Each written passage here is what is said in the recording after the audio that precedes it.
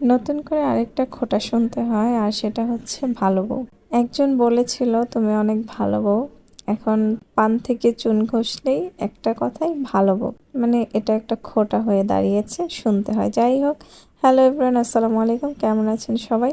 আজকে কী কী রান্না করব সেটার প্রস্তুতি নিয়ে নিয়েছি। আজকে ফুলকপি, সিম, আলু দিয়ে হচ্ছে শোল মাছ রান্না করব, আর হচ্ছে গিয়ে হলো পেঁয়াজের ফুল ভাজি করব। তো দেখতে পাচ্ছেন পেঁয়াজের ফুলটা একটু মোটা মোটা করে কুচি করে ফেলেছে। এখন এটাকে হচ্ছে আমি লবণ দিয়ে ভালো করে থেতলে নিব।